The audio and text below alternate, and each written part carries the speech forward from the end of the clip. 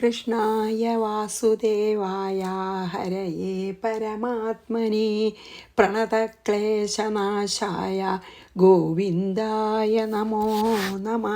ശ്രീമദ് ഭാഗവതം ഏകാദശ സ്കന്ധം അധ്യായം 10. നമ്മൾ ശ്ലോകം 10 കഴിഞ്ഞ് ഇന്നലെ നിർത്തി.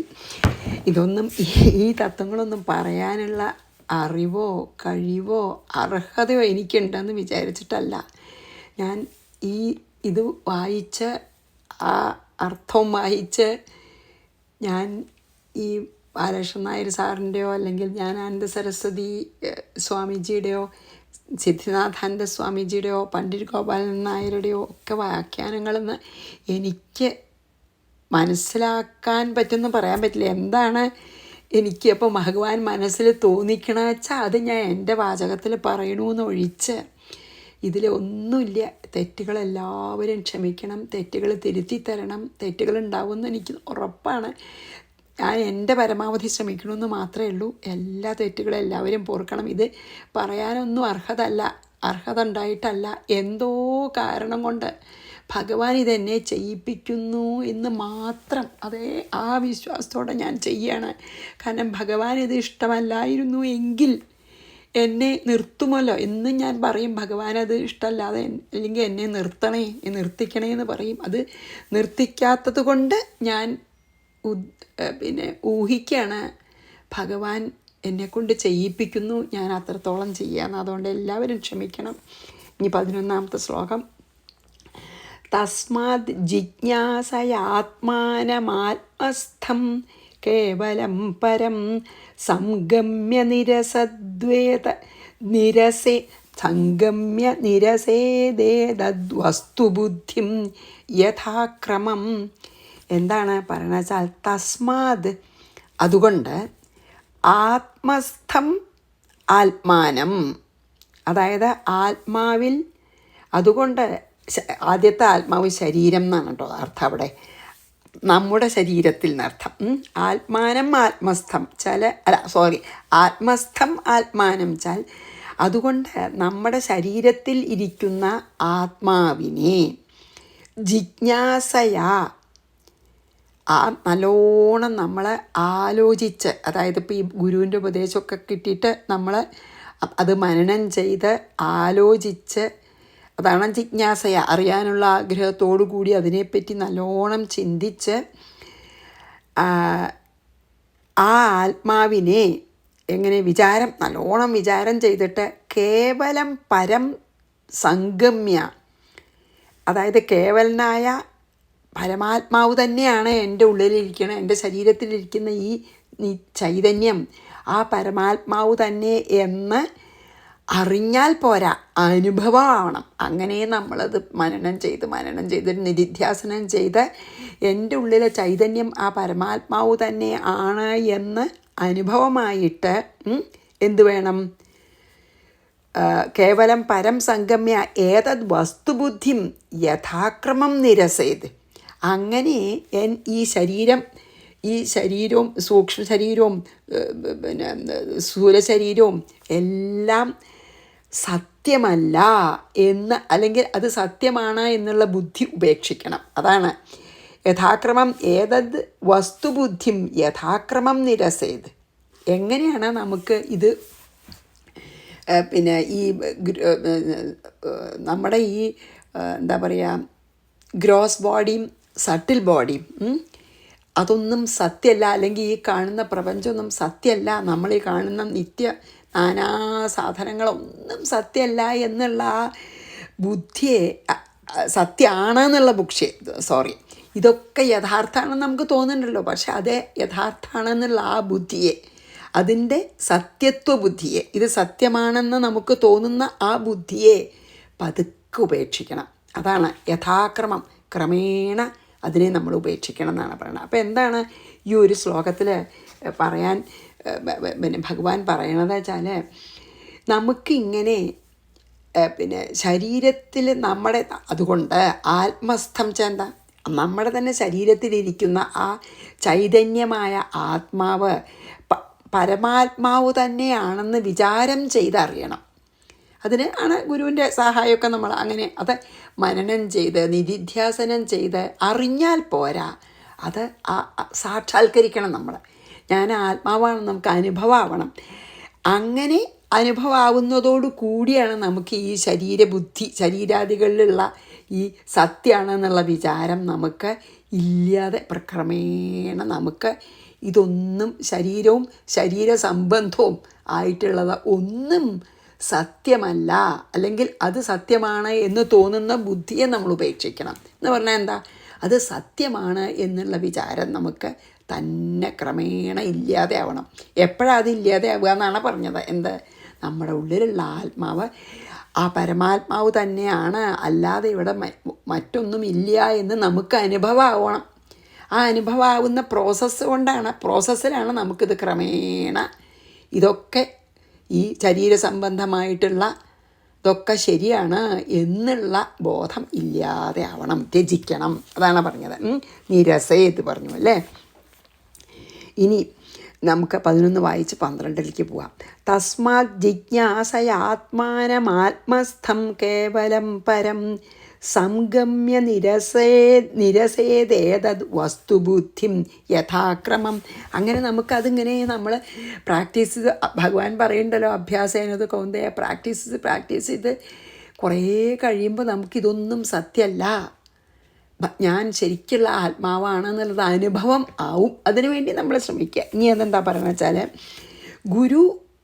ഗുരുവും ശിഷ്യനും തമ്മിലുള്ള സംവാദം കൊണ്ടും അല്ലെങ്കിൽ ഗുരുവിൻ്റെ ഉപദേശം കൊണ്ട് നമുക്ക് ജ്ഞാനം ഉദിക്കും. അതൊരു അഗ്നിയായിട്ടാണ് ഇതിൽ പറയണത് കേട്ടോ. ആ ജ്ഞാനം ഗുരുവിൽ നിന്ന് ലഭിക്കുന്ന ജ്ഞാനത്തിനെ ജ്ഞാനാഗ്നിയായിട്ടാണ് പറയണത്. അതിൽ നോക്കാം അടുത്ത ശ്ലോകത്തിൽ. ആചാര്യോരണിരാദ്യ സ്യാദന്തേവാസ്യുത്തരാരണി തത്സന്ധാനം പ്രവചനം വിദ്യാസന്ധി സുഖാവഹ. ആചാര്യ ആദ്യ അരണി സ്യാദ്. അതാണ് ആചാര്യൻ, അതായത് ഗുരു താഴത്തെ ആ മരക്കഷ്ണാണ്. അരണി പറയുമ്പോൾ എന്താ അറിയോ, ഇതിപ്പോൾ എന്തിനെ പറ്റിയാണ് പറഞ്ഞാൽ വെച്ചാൽ ഈ യാഗത്തിനൊക്കെ അങ്ങനെ നമ്മളിപ്പോൾ അങ്ങനെ അത് കാണില്ല അധികം. അതായത് തീപ്പെട്ടിയൊന്നും അല്ല ഉപയോഗിക്കണേ, 2 മരക്കഷ്ണങ്ങളെ ഉരച്ചിട്ട് ആ ഫ്രിക്ഷൻ ഉണ്ടല്ലോ, 2 മരക്കഷ്ണങ്ങൾ ഉരയ്ക്കുമ്പോൾ ഉണ്ടാവുന്ന ഫ്രിക്ഷൻ കൊണ്ട് തീപ്പൊരി ഉണ്ടാവും. അതിൽ നിന്നാണ് ആദ്യമായിട്ട് അഗ്നി ഉണ്ടാക്കണതേ. അതാണ് ഇപ്പോൾ ഇവിടെ പറയണത്. അപ്പോൾ 2 മരക്കഷ്ണം വേണം, ഒന്ന് താഴത്ത് വെക്കണം, ഒന്ന് മുകളിൽ വെക്കണം. എന്നിട്ട് ഒരു കോല് ഇങ്ങനെ അങ്ങോട്ടും മറ്റേ മുകളിലത്തെ മരത്തിനെ ഒരു കോലുമ്പിൽ ഘടിപ്പിച്ചിട്ടുണ്ടാവും. എന്നിട്ട് അത് ഇങ്ങനെ ഉരയ്ക്കുമ്പോൾ ആ ഫ്രിക്ഷൻ കൊണ്ട് ഉണ്ടാവുകയാണ്. അതാണ് അതിൽ 2 മരക്കഷ്ണം, ഒന്ന് താഴത്തും ഒന്ന് മുകളിലും, പിന്നെ ഒരു കോലും ഉണ്ടാവും കേട്ടോ. അത് പറഞ്ഞിട്ട് നമുക്കിത് പറയാം. അതായത് ആചാര്യ ആദ്യ അരണി സ്യാദ്. ആചാര്യൻ അല്ലെങ്കിൽ നമ്മളെ ഗുരു ഈ താഴത്ത് വയ്ക്കണ ആ അരണിയോ അല്ലെങ്കിൽ മരക്കഷ്ണം ആണ്. ശിഷ്യനോ അന്തേവാസി ഉത്തരാരണി, ശിഷ്യൻ മുകളിലത്തെ ആ മരക്കഷ്ണം അല്ലെങ്കിൽ അരണി എന്ന് പറയുന്നത് അതാണ്. 2 മരക്കഷ്ണം പിന്നെ ഉരച്ചിട്ടാണ്. അപ്പോൾ ആചാര്യനെ നമുക്ക് താഴത്തെ ആ മരക്കഷ്ണമായിട്ട് സങ്കല്പിക്കുകയാണെങ്കിൽ പിന്നെ ഈ പിന്നെ ശിഷ്യൻ മുകളിലത്തെ മരക്കഷ്ണം, അത് ഉരയ്ക്കണ ഒരു ദണ്ടുണ്ടാവും കേട്ടോ. തദ് സന്ധാനം പ്രവചനം, അതായത് ഈ അരണികളെ തമ്മിൽ ഇങ്ങനെ ഫ്രിക്ഷൻ ഉണ്ടാക്കാൻ ഉപയോഗിക്കണ ആ ഒരു കോലുണ്ടല്ലോ, അത് ഗുരുവിൻ്റെ ഉപദേശമായിട്ട് നമുക്ക് സങ്കല്പിക്കാം. ആ കോല് ഗുരുവിൻ്റെ ഉപദേശം വേണമല്ലോ. എന്നിട്ട് ഉപദേശം കിട്ടിയിട്ട് മനനം ചെയ്ത് നിധ്യാസനം ചെയ്തിട്ടല്ലേ ഞാനുണ്ടാവുള്ളൂ. അപ്പോൾ ആ ഗുരുവിൻ്റെ ഉപദേശത്തിനെയാണ് നമ്മൾ ആ ദണ്ട്, ആ ഒരു വടിയായിട്ട് സങ്കല്പിക്കുന്നത് കേട്ടോ. അതാണ് തത്സന്ധാനം പ്രവചനം എന്ന് പറയുന്നത്, ഗുരുവിൻ്റെ പ്രവചനം. പിന്നെയോ വിദ്യാസുഖാവഹ സന്ധി. എന്നിട്ട് ഇങ്ങനെ ഗുരുവും ശിഷ്യനും തമ്മിലുള്ള ഈ ചോദ്യോത്തരങ്ങൾ അല്ലെങ്കിൽ കമ്മ്യൂണിക്കേഷൻ അല്ലെങ്കിൽ സംവാദം കൊണ്ട് ഈ ശിഷ്യനിൽ ഉദിക്കുന്ന ജ്ഞാനത്തിനെയാണ് ഇവിടെ ജ്ഞാനാഗ്നി എന്ന് പറയണത്. അപ്പോൾ ഇത് നമുക്കത് സങ്കല്പിക്കണം കേട്ടോ. എന്താ അറിയോ, താഴത്തെ ആ മരത്തിൻ്റെ കഷ്ണം ഗുരു, മുകളിലത്തെ മരത്തിൻ്റെ കഷ്ണം ശിഷ്യൻ. ആ 2 മരക്കഷ്ണങ്ങളെയും ഫ്രിക്ഷന് വേണ്ടി ഉരസാൻ ഉപയോഗിക്കുന്ന ആ ഒരു കോല് അല്ലെങ്കിൽ ആ ഒരു ഉപകരണം ആണ് ഈ ഗുരുവിൻ്റെ പ്രവചനം അല്ലെങ്കിൽ ഗുരുവിൻ്റെ ഉപദേശം. എന്നിട്ട് ആ ഉപദേശം കേട്ട് ഈ ശിഷ്യനിൽ ജ്ഞാനം പതുക്കെ പതുക്കെ ഉദിക്കുമല്ലോ. ഈ ശിഷ്യൻ വളരെ ഗൗരവത്തോടു കൂടി ജിജ്ഞാസയോടുകൂടി അത് കേട്ട് അതിനെ ഉൾക്കൊള്ളാൻ ശ്രമിച്ച മനനം ചെയ്ത് നിധിധ്യാസനം ചെയ്ത് ക്രമേണ ഈ ശിഷ്യൻ്റെ ഉള്ളിലെ ആ അഗ്നി ഉദിക്കും. അതായത് ഏതുപോലെ ഇതിങ്ങനെ ഉരയ്ക്കുമ്പോൾ കുറേ കഴിയുമ്പോൾ അഗ്നി ഉണ്ടാവും. അതായത് തീപ്പൊരികൾ ഇങ്ങനെ പറക്കും. അപ്പോൾ അതിനെ നമ്മൾ ഓലയോ എന്തെങ്കിലും എടുത്ത് പിടിപ്പിക്കുക സാധാരണ ചെയ്യുക. അപ്പോൾ അതേപോലെ ഇത് ഉരയ്ക്കുമ്പോൾ അഗ്നി ഉണ്ടാവണ പോലെ ഈ ശിഷ്യനും ഗുരുവും തമ്മിലുള്ള ഉപദേശങ്ങൾ ഒരുപാട് സംവാദം ഉണ്ടാവും. ആ സംവാദത്തിൽ കൂടി കുറച്ച് കഴിയുമ്പോൾ ഈ മറ്റത് ഉരയ്ക്കുമ്പോൾ അഗ്നി ഉണ്ടാവണ പോലെ ശിഷ്യൻ്റെ ഉള്ളിലെ ജ്ഞാനാഗ്നി പ്രകാശിക്കും എന്നാണ്. അപ്പോൾ എപ്പോഴും ഗുരുവിനെ താഴത്തെ മരക്കഷ്ണമായിട്ടാണ് പറയുക. എന്താ കാരണം വെച്ചാൽ അതാണല്ലോ ബേസ് തന്നെ അല്ലേ. ഗുരു ഇല്ലാണ്ട് ശിഷ്യന് ഇത് കിട്ടില്ല എന്നുള്ള നിലയ്ക്ക്. അപ്പോൾ ഇങ്ങനെ നമ്മൾ 2 അരണി ഉരച്ച് അല്ലെങ്കിൽ ഫ്രിക്ഷൻ കൊണ്ട് അഗ്നി ഉണ്ടാവുന്നത് പോലെയാണ് ഗുരുവും ശിഷ്യനും തമ്മിലുള്ള ഈ സംവാദം കൊണ്ട് ഒരു ശിഷ്യന് ജ്ഞാനം ഉദിക്കണത് എന്നാണ് ഇപ്പോൾ ഇതിൽ പറഞ്ഞത് കേട്ടോ. അത് എങ്ങനെയാണ് ഒരു ഗുരു ശിഷ്യ ബന്ധം കൊണ്ട് ജ്ഞാനം ഉണ്ടാവണമെന്ന് പറഞ്ഞതാണ്. അതിനൊരു ഉദാഹരണം പറഞ്ഞതാണ് ഈ തീയുണ്ടാക്കണ 2 മരക്കഷ്ണങ്ങളുടെ. ആചാര്യോരണിരാദ്യ സ്യാദന്തേവാസ്യുത്തരാരണി തത്സന്ധാനം പ്രവചനം. അവർ തമ്മിലുള്ള ആ ഫ്രിക്ഷനാണ് പ്രവചനം, ഈ ഗുരു കൊടുക്കണ പ്രവചനം. വിദ്യാ സന്ധി സുഖാവഹ. അത് കഴിഞ്ഞിട്ട് ആ അഗ്നി ജ്വലിക്കണതിനെയാണ് നമ്മളെ ആ പരമാനന്ദം നൽകുന്ന, അതാണ് സുഖാവഹം. അപ്പോഴാണ് ഈ ശിഷ്യൻ്റെ ഉള്ളിലെ പരമാനന്ദം നൽകുന്ന ആ ജ്ഞാനാഗ്നിയും കൂടെ പ്രകാശിക്കണത്. അതാണ് പറഞ്ഞേട്ടോ. ഇനി ഇതും വളരെ ഒരു പ്രസിദ്ധമായിട്ടുള്ള ശ്ലോകമാണ്. അഗ്നിയുടെ കാര്യം തന്നെ പറഞ്ഞേട്ടോ. വൈശാരദീ സാദി വിശുദ്ധ ബുദ്ധിർ ധുനോതിമായാം ഗുണസംപ്രസൂതാം ഗുണാംശ്ച സന്ദഹ്യ യഥാത്തമേ തദ് സ്വയം ച ശാമ്യത്യസമിദ്യഥാഗ്നി. ഇനി എന്താ പറയണ വെച്ചാൽ വൈശാരദി സാ അതിവിശുദ്ധ ബുദ്ധി. ഇങ്ങനെ ഈ ഉപദേശം കേട്ടിട്ട് വൈശാരദിയാവണം, വിശാരദനാവണം, നല്ല സമർത്ഥനം, നല്ലത് ആഗ്രഹം വേണം, മോക്ഷത്തിന് ഒരുപാട് മുമുക്ഷു ആവണം എന്ന് മാത്രമല്ല കുറച്ച് ബുദ്ധിയൊക്കെ വേണമല്ലോ ഇത് മനസ്സിലാക്കാൻ. അതാണ് വൈശാരദീസ അതിവിശുദ്ധ ബുദ്ധി എന്ന് പറഞ്ഞാൽ. ഇങ്ങനെ നല്ല കഴിവും സമർത്ഥനായിട്ടുള്ള ഒരു ശിഷ്യൻ ഇങ്ങനെ ഗുരു ശിഷ്യ സംവാദം കൊണ്ട് കിട്ടിയ അപ്പം ജ്ഞാനാഗ്നി ഉദിക്കുന്നു പറഞ്ഞല്ലോ. ആ പരമാനന്ദം നൽകുന്ന ജ്ഞാനാഗ്നി എന്ന് കഴിഞ്ഞ ശ്ലോകത്തെ പറഞ്ഞില്ലേ. അങ്ങനെ വളരെ ബുദ്ധിമാനായിട്ടുള്ള ഒരു ശിഷ്യനാൽ ലഭിച്ച, അതായത് ഗുരുവിൻ്റെ ഉപദേശത്താൽ ലഭിച്ച എങ്ങനത്തെ ബുദ്ധി? സാ അതിവിശുദ്ധ ബുദ്ധി, ആ വളരെ വിശുദ്ധമായ ബുദ്ധി. ആ ബുദ്ധി കിട്ടിയാൽ പിന്നെ എന്താണെന്നാണ് പറയണത്.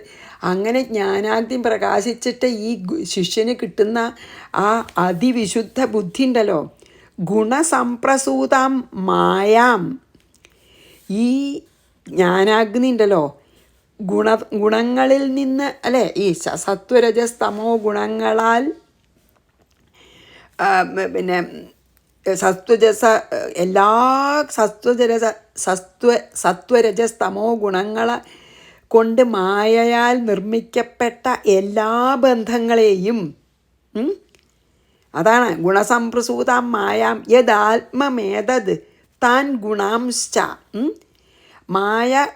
മായയിലത്തെ ഗുണങ്ങളാൽ ഉണ്ടാക്കപ്പെട്ട എല്ലാ ബന്ധങ്ങളെയും ഈ പ്രപഞ്ചം തന്നെ ഗുണമയാണല്ലോ പ്രപഞ്ചം. നമ്മൾ കണ്ടുല്ലോ സൃഷ്ടിയിൽ അല്ലേ, മഹത്വത്തിൽ നിന്ന് അഹങ്കാരം 3ആയി പിരിഞ്ഞ്, ആദ്യം മായയിലത്തെ സത്വരജസ്തമോ ഗുണങ്ങൾ ക്ഷോഭിച്ചു അല്ലേ. മായ ക്ഷോഭിച്ചപ്പോൾ അതിന്ന് വേർതിരിഞ്ഞു മഹത്തത്വം എന്ന് പറഞ്ഞല്ലോ, അതാണല്ലോ പ്രൈമറി ആയിട്ടുള്ള അത്.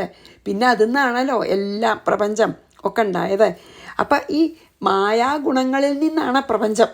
ഭഗവാന്റെ യോഗമായ ശക്തിയിലത്തെ ഈ സത്വരജസ് തമോ ഗുണങ്ങളിൽ നിന്നാണെന്ന് അതാണ് പറയണത്. ഇങ്ങനെ ജ്ഞാനാഗ്നി പ്രകാശിച്ചാൽ ഈ സത്വരജസ് തമോ ഗുണങ്ങളാൽ ഉണ്ടാക്കപ്പെട്ട എല്ലാ മായാഗുണങ്ങൾ, എല്ലാ ബന്ധങ്ങളെയും, ഈ പ്രപഞ്ചം തന്നെ ഗുണമയല്ലേ, ആ ഗുണങ്ങളെ ഒക്കെ ദഹിപ്പിച്ചിട്ട്, അതാണ് ഗുണാംശ സന്ദഹ്യ, ദഹിപ്പിച്ച് അസമിത് അഗ്നിഹി യഥ, എന്നിട്ട് കത്തിക്കഴിഞ്ഞ അഗ്നി എന്ന പോലെ തഥാ സ്വയം ച ശാമ്യതി, അതും ശമിക്കുന്നു. അതാണ് എന്താ പറയണ വെച്ചാൽ ഈ ജ്ഞാനം അതാണ് വളരെതാണ്. അതായത് ജ്ഞാനാഗ്നി ഇപ്പം ഇങ്ങനെ ഗുരു ശിഷ്യ സംവാദം കൊണ്ടും ഈ ശിഷ്യൻ നല്ല സമർത്ഥനാവണം, അതൊക്കെ ഉൾക്കൊള്ളാൻ ശ്രമിച്ച് മനനം ചെയ്ത് നിധിധ്യാസനം ചെയ്ത്, ഇതുപോലെ നമ്മൾ കഴിഞ്ഞ ശ്ലോകത്തിൽ പറഞ്ഞ പോലെ ജ്ഞാനാഗ്നി പ്രകാശിച്ചു കഴിഞ്ഞാൽ ഈ ഗുണമയമായിട്ടുള്ള മായാസംബന്ധമായ എല്ലാം നമ്മുടെ ബന്ധങ്ങളും ഈ പ്രപഞ്ചം തന്നെയും ആ ഗുണം മുഴുവൻ നശിപ്പിക്കുമ്പോൾ ഈ ഗുണമയങ്ങളായിട്ടുള്ള സത്വഗുണത്തിനും അതീതമായി പോവും.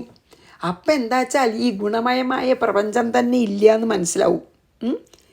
അപ്പോൾ വേറൊന്നുമില്ല. ആ ജ്ഞാനാഗ്നി അങ്ങനെ ഈ പ്രപഞ്ചം സത്യമാണ് എന്നുള്ള വിചാരത്തിന്, അതാണല്ലോ അജ്ഞാനം, ഈ പ്രപഞ്ചം സത്യമാണ് എന്നുള്ള വിചാരത്തിനെ ഈ ജ്ഞാനാഗ്നി മുഴുവനും ഇങ്ങോട്ട് കത്തിക്കും. അങ്ങനെ കത്തിക്കഴിഞ്ഞ അഗ്നി കുറച്ച് കഴിഞ്ഞാൽ ആ ജ്ഞാനാഗ്നിയും കെടും. അപ്പോൾ ഒന്നുമില്ല, ശാന്തം, ആ സച്ചിദാനന്ദം മാത്രം, ആ അദ്വൈത ശക്തി മാത്രം താൻ അതിൽ വർത്തിക്കണു. ജ്ഞാനം കൂടിയില്ല, അജ്ഞാനം കൂടിയും കെട്ടടങ്ങും. അജ്ഞാനത്തിനെ നശിപ്പിക്കണ വരെ ജ്ഞാനാഗ്നി കത്തും. അജ്ഞാനം കഴിഞ്ഞാൽ കത്തിക്കഴിഞ്ഞ വിറക് പോലെ അത് ശമിക്കും.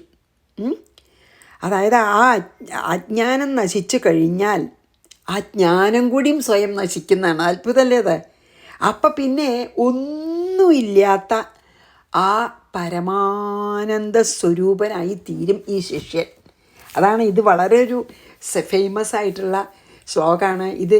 ഞാൻ നൊച്ചൂർ സ്വാമി പലപ്പോഴും അത് ചെല്ലണത് ഞാൻ കേട്ടിട്ടുണ്ട്. അങ്ങനെ പല ദിക്കിലും പല വ്യാഖ്യാതാക്കളും ഇതിനെ ഈ ഒരു ശ്ലോകത്തിനെ എടുത്ത് വ്യാഖ്യാനിക്കണതൊക്കെ ഞാൻ പല ദിക്കിലും വായിച്ചു. അതായത് എന്താ വെച്ചാൽ ഈ ബുദ്ധി ആ പരമാത്മതത്വം അനുഭവിക്കാൻ, ഈ ശിഷ്യൻ്റെ ബുദ്ധി അനുഭവിക്കാൻ കഴിവ് ഉണ്ടതിനെ. അതുകൊണ്ടാണ്, അതായത് ഇതിങ്ങനെ മനനം ചെയ്ത് നിധ്യാസനം ചെയ്ത് ഈ ശിഷ്യന് നല്ല ആ തത്വം ഗ്രഹിക്കാനുള്ള ആ ഒരു പിന്നെന്താണ് അതിനുള്ള അർഹനാവും. അപ്പോഴാണ് ഈ മായാഗുണങ്ങൾ മുഴുവൻ പൂർണ്ണമായിട്ടും ആ ശിഷ്യനെ വിട്ടുപോവും. മാത്രമല്ല ഈ ഗുണം കൊണ്ടുണ്ടായിട്ടുള്ള വിഷയങ്ങളും പ്രപഞ്ചവും എല്ലാം വിട്ടകലും. എന്നിട്ടോ അതീവ പരിശുദ്ധനാവും. എന്നിട്ടോ ആ അജ്ഞാനാഗ്നി നശിപ്പിച്ചതിന് ശേഷം കെട്ടടങ്ങിയിട്ട് ഒടുവിൽ വിറകരിഞ്ഞ് തീർന്ന ഒരു അഗ്നി പോലെ അങ്ങനെ അദ്വൈത ശാന്തി അനുഭവിച്ച് പരമാനന്ദ സ്വരൂപനായി തീരും എന്നാണ് ഇതിൽ പറഞ്ഞത്. വളരെ ഒരു, അതായത് എന്താണ് ഇതിൽ വളരെ ഒരു രസകരം വെച്ചാൽ ജ്ഞാനാഗ്നി ജ്വലിച്ചിട്ട് അജ്ഞാനത്തിനെ നശിപ്പിച്ച് കഴിഞ്ഞാൽ ജ്ഞാനാഗ്നിയും കെടും. ഒന്നുമില്ല, പിന്നെ ഒന്നുമില്ല. എന്താ ഉള്ളത്? ആകെ ആ സ്വയംപ്രകാശ സ്വരൂപനായിട്ടുള്ള പരമാനന്ദ സ്വരൂപിയായി തീരും. പിന്നെ അതിൽ വർത്തിക്കുക എപ്പോഴും. അത് നിത്യം, സത്യം, ശുദ്ധം, ബുദ്ധം അല്ലേ? അതാണ് അതിൽ പറഞ്ഞത്. വൈശാരദീ സാധി വിശുദ്ധ ബുദ്ധിർ ധുനോതിമായം ഗുണസംപ്രസൂതാം ഗുണാംശ്ച സന്ദഹ്യ, ഗുണങ്ങളെയൊക്കെ ദഹിപ്പിക്കും. യദാത്മമേതത് സ്വയം ജശാമ്യത്യസമിത് ജ്ഞാനോദ്യഥാഗ്നി, എന്നിട്ട് ആ ജ്ഞാനാഗ്നിയും കെട്ടടങ്ങും അല്ലേ. വളരെ മനോഹരമായിട്ടുള്ള. ഇനി ഇതിലെന്താണ് ഈ അടുത്ത 2 ശ്ലോകം ഒന്നിച്ചാണ് പറയണത്, ഞാൻ അതും കൂടി പറയാൻ നോക്കുക. അതായത് ഇതിലെന്താ പറയുന്നത് വെച്ചാൽ ഈ മീമാംസകന്മാർ ഇതിനൊക്കെ എതിരായിട്ടാണ് പറയുക. അപ്പോൾ ആ മീമാംസകന്മാരെ എന്ത് പറയണു എന്നാണ് ഇതിൽ പറയണം കേട്ടോ, ഈ 2 ശ്ലോകത്തിൽ. എന്നിട്ട് പിന്നെ അതല്ലാന്ന് സമർത്ഥിക്കുകയാണ് ഭഗവാൻ. മീമാംസകന്മാർ പറയണത് ശരിയല്ല എന്ന് പറയണം കേട്ടോ ഭഗവാൻ. നമുക്കിത് 2 ശ്ലോകം ചെയ്യാം. അഥൈഷാം കർമ്മകർത്തॄണാം ഭോക്തॄണാം സുഖദുഃഖയോ നാനാത്വമഥ നിത്യത്വം ലോകകാലാഗമാത്മനാം മന്യസേ സർവഭാവാനാം സംസ്ഥാ ഹ്യൗത്പത്തികീ യഥാ തത്തദാകൃതിഭേദേന ജായതേ ഭിദ്യതേ ച ധീഹി. ഇത് അവർ പറയണതാണ് കേട്ടോ. അപ്പോൾ നമ്മൾ ഭഗവാൻ പറയണതല്ല. അതിന് പിന്നെ നമ്മൾ അതിന് സമാധാനം പറഞ്ഞിട്ട് അതല്ല എന്ന് പറയും ഭഗവാൻ. ഇതിന് നമ്മൾ അങ്ങനെയൊക്കെ പറയുമല്ലോ, ഇതിൽ മീമാംസകരെ പൂർവപക്ഷം അങ്ങനെ പറയൂല, പൂർവപക്ഷം. പിന്നെ അതിനെ അല്ലാന്ന് പിന്നെ സമർത്ഥിക്കുക, അതാണ്. അപ്പോൾ ഇതിൽ പറയണത് എന്താ വെച്ചാൽ അഥ കർമ്മകർത്തॄണാം എന്ന് പറഞ്ഞാൽ എന്താ അറിയോ, അങ്ങനെ കർമ്മങ്ങൾ ചെയ്ത് സുഖദുഃഖയോഹോ, അതായത് എല്ലാ കർമ്മത്തിനും അതിൻ്റെ ഫലം അനുഭവിക്കണം. നല്ല കർമ്മമാണെങ്കിൽ സുഖം, ചീത്ത കർമ്മമാണെങ്കിൽ ദുഃഖം. അങ്ങനെ കർമ്മങ്ങൾ ചെയ്ത് അതിൻ്റെ ഫലമായിട്ട് സുഖോ ദുഃഖോ അനുഭവിക്കണു എല്ലാ സർവ്വജീവജാലങ്ങളും. അങ്ങനത്തെ നാനാത്വം, അങ്ങനെ അതാണ് സുഖദുഃഖയോ ഭോക്തॄണാം ച യേഷാം നാനാത്വം, അതായത് നാനാത്വമുണ്ട്. പിന്നെയോ ലോകകാലാഗമാത്മാനാം നിത്യത്വം, അതായത് ലോകം, കാലം, ശാസ്ത്രങ്ങൾ, ആത്മാവ് ഇതിനൊക്കെ നിത്യത്വം ഉണ്ടെന്നും, അതായത് എല്ലാറ്റിനും ലോകമൊക്കെ നിത്യമാണെന്നാണ് മീമാംസകന്മാർ പറയണത്. കാലവും ശാസ്ത്രവും ഒക്കെ നിത്യമാണെന്നാണ്. അതേപോലെ തന്നെ എന്ത് നിത്യത്വം സർവഭാവാനാം സംസ്ഥ ഔത്പത്തികീ യഥാ, അതായത് ഇങ്ങനെ ഈ സുഖദുഃഖങ്ങളുടെ ഫലമായിട്ട് നമ്മൾ കണ്ടിന്യൂസ് ആയിട്ട് ഈ സർവ്വജീവജാലങ്ങളും സുഖദുഃഖങ്ങൾ അനുഭവിക്കണു, പിന്നെയും ജനിക്കണു, മരിക്കണു, സുഖദുഃഖങ്ങൾ അനുഭവിക്കണു അല്ലേ. അതൊക്കെ അപ്പം നിത്യമാണെന്ന് പറയുകയാണ്. ഇങ്ങനെ ജീവികൾ കർമ്മം ചെയ്യണു, സുഖദുഃഖങ്ങൾ അനുഭവിക്കണു, ഈ ജന്മത്തിൽ അനുഭവിച്ചത് കഴിഞ്ഞ ജന്മത്തെ, അപ്പോൾ ഇപ്പം ചെയ്യണതൊക്കെ അടുത്ത ജന്മം, അതിനു വേണ്ടി ജന്മം എടുക്കണു. ഇങ്ങനെ ഈ സുഖദുഃഖങ്ങൾ അനുഭവിക്കുന്ന സർവ്വജീവജാല നാനാത്വം അത് മുഴുവൻ നിത്യമാണെന്നും, പിന്നെയോ ലോകം, കാലം, ശാസ്ത്രം, ആത്മാവ് ഇതും എല്ലാം നിത്യമാണെന്നും, അതേപോലെ തന്നെ എന്താണ് പിന്നെ പറയണത് സ്രക് ചന്ദനാദി അല്ലേ, എവിടെ ഇപ്പം അത് അതെ, പിന്നെ പറയണു പിന്നെ സ്രക് ചന്ദനാദി പിന്നെ എല്ലാ, അതായത് ലോകം, കാലം, ശാസ്ത്രം ഇതൊക്കെ നിത്യമാണ്. അപ്രകാരം അതേപോലെ തന്നെ ഈ സൃഷ്ടി സംഹാരങ്ങൾ ഇങ്ങനെ എപ്പോഴും തുടർന്നു കൊണ്ടിരിക്കുന്നുണ്ട്, അതൊക്കെ നിത്യമാണ്. അപ്പം അതിനെപ്പറ്റി നമ്മൾ അറിയാൻ ശ്രമിക്കുന്ന ജ്ഞാനം പലപ്പോഴും നിത്യമല്ല എന്നും പറയുന്നുണ്ട്. നമ്മളിപ്പോൾ ഈ ഭഗവാൻ പറയണേ നേരെ തിരിച്ചാണ് പറയണേ. ജ്ഞാനം അത് വിഷയഭേദം അനുസരിച്ചിട്ട് വ്യത്യാസം വരുന്നും ജ്ഞാനം അനിത്യമാണെന്നും, അപ്പോൾ അങ്ങനെ വിചാരിക്കണത് ശരിക്കും അനർത്ഥകരമാണെന്ന് പറയുകയാണ്. അതായത് മീമാംസകന്മാരാണ് ഇവിടെ അങ്ങനെ പറയുക. എന്താ പറയുക, അവരിതൊക്കെയാണ് പറയുക. ആത്മാവ് പിന്നെ ഓരോ ദേഹത്തിലും ഇപ്പം ഈ പിന്നെ എന്താണ് ജന്മത്തിലെടുത്ത നമ്മുടെ ശരീരത്തിൻ്റെ ഇരിക്കുന്ന ആത്മാവല്ല, അടുത്ത ജന്മം നമ്മൾക്ക് ശരീരം കിട്ടുമ്പോഴുള്ള ആത്മാവ് വേറെയാണെന്നാണ് മീമാംസകന്മാർ പറയുക. അതായത് അവരങ്ങനെയാണ് പറയുന്നത്, ആത്മാവ് പ്രതി ശരീരം ഓരോ ശരീരത്തിലും വ്യത്യാസമാണെന്ന്. പിന്നെയോ കർത്താവും ഭോക്താവും ഒക്കെയാണ് ആത്മാവ്. ഭഗവാൻ അങ്ങനെ അല്ല എന്നല്ലേ പറയണേ. ഇതുവരെ നമ്മൾ പറഞ്ഞത് അങ്ങനെയാണല്ലേ, കർത്താവും ഭോക്താവും ഒന്നും അല്ല ആത്മാവെന്നാണ്. പക്ഷേ മീമാംസകന്മാർ പറയണത് ഓരോ ശരീരം നമുക്ക് എടുക്കുമ്പോഴും അതിലത്തെ ആത്മാവ് ഭിന്നാണ്. പിന്നെ കർത്താവും ഭോക്താവുമാണ് ആത്മാവ്. നമ്മൾ വിചാരിച്ച പോലെ നിർവികാരനല്ല. അതുപോലെ തന്നെ കാലവും ശാസ്ത്രവും ജീവനും ഒന്നും അനിത്യമല്ല, നിത്യമാണെന്ന്. ആത്മാവാണ് നിത്യമല്ലാത്തതെന്നാണ് പറയണേ. അതുകൊണ്ട് നമുക്കങ്ങനെ വൈരാഗ്യമൊന്നും വരില്ല. അതുമാതിരി ജ്ഞാനം എന്ന് പറയണതും പലപ്പോഴും ഒരേ ഇതൊന്നുമല്ല. ജ്ഞാനത്തിനും ചിലപ്പോൾ വ്യത്യാസമൊക്കെ ഉണ്ടാവാം. അതൊക്കെ ഓരോ കാലത്തിനും പരിണാമത്തിനും അനുസരിച്ച് മാറും. പിന്നെ എന്താണ്, മുക്തിയിലും ജ്ഞാനം ഇല്ല. അപ്പം പിന്നെ മുക്തി എന്ന് പറയണതിലൊന്നും വലിയ അർത്ഥമില്ല. അങ്ങനെയൊക്കെയാണ് മീമാംസകാരും പറയണത്. പക്ഷേ ആ ഒരു പിന്നെ വാദം അനർത്ഥകരമാണെന്ന് ഇനി ഭഗവാൻ സ്ഥാപിക്കാൻ പോവുകയാണ് കേട്ടോ. അടുത്ത എത്രയോ ശ്ലോകം വരെ, 30 വരെയായിട്ടേ തോന്നുന്നുണ്ട്. ഈ മീമാംസകാർ പറയണത്, അതായത് മീമാംസകന്മാരെന്നോ അല്ലെങ്കിൽ ലോകായതന്മാർ, അതായത് ഈ കാണുന്നത് മാത്രമേ സത്യമുള്ളൂ ഈ ലോകം, അങ്ങനെ പറയുന്നുണ്ടായി. ആത്മാവൊന്നും സത്യമല്ല, അല്ലെങ്കിൽ പിന്നെ എന്താണ്, ജ്ഞാനം എപ്പോഴും ചേഞ്ച് ചെയ്യും, അത് സ്ഥിരമല്ല, അങ്ങനെയൊക്കെ പറയണ്ട. അതിന് ഇനി ഇതാണ് ഈ പറയണതൊന്നൊക്കെ ഈ പറയണത് നമ്മൾ മനസ്സിലാക്കിയാൽ അത് അനർത്ഥമാണ്, ഇതൊന്നും ശരിയല്ല എന്ന് ഇനി സ്ഥാപിക്കുകയാണ് അടുത്ത ശ്ലോകങ്ങളിൽ. അപ്പോൾ നമുക്കിന്ന് 14ഉം 15ഉം വായിച്ച് നിർത്താം. ഈ മീമാംസകന്മാരോ അല്ലെങ്കിൽ ഇതിൽ വിശ്വാസമില്ലാത്തവർ പറയുന്നത് ശരിയല്ല എന്ന് ഭഗവാൻ സ്ഥാപിക്കും. അതാണ് ഇനി 16 തൊട്ട് 14ഉം 15ഉം വായിച്ച് ഇന്നിവിടെ നിർത്താം. അഥൈഷാം കർമ്മ കർത്തॄണാം കർത്തൃത്വം ഭോക്തൃത്വം ഉണ്ടെന്നാണ് പറയണേ. അഥൈഷാം കർമ്മ കർത്തॄണാം ഭോക്തॄണാം സുഖദുഃഖയോ നാനാത്വമഥ നിത്യത്വം ലോകകാലാഗമാത്മനാം. ലോകം നിത്യമാണെന്ന്, അതായത് ഇങ്ങനെ ജനന മരണം അത് തുടർന്നുകൊണ്ടേയിരിക്കണം, അതുകൊണ്ട് നിത്യമാണെന്ന്. മന്യസേ സർവഭാവാനാം സംസ്ഥാഹ്യൗത്പത്തികീ യഥാ തത്തദാകൃതി ഭേദേന ജായതേ ഭിദ്യജേ ജധീഹി. അപ്പം ഈ ഒരു ഇത് ശരിയല്ല എന്ന് സ്ഥാപിക്കാൻ പോവുകയാണ് കേട്ടോ ആര്? ഭഗവാൻ. അതാണല്ലോ വേണ്ടത്. പിന്നെ അതാണ് ചില ആൾക്കാർ പറയും, കർമ്മം ചെയ്യുന്നവരും അനുഭവിക്കുന്നവരും പിന്നെ ഒക്കെ വേറെ വേറെ ആൾക്കാരല്ലേ ഓരോ ജന്മം എടുക്കുമ്പോഴേ. അപ്പം പല ലോകങ്ങളിൽ പല കാലം അനുസരിച്ച് ജനിച്ചും മരിച്ചും അങ്ങനെ അവർ ജീവൻ ഇങ്ങനെ തുടരുന്നു. പിന്നെ എന്താണ്, അപ്പം പിന്നെ ബുദ്ധിക്ക് നാനാത്വം ഇല്ലാതെ നിവൃത്തിയില്ല.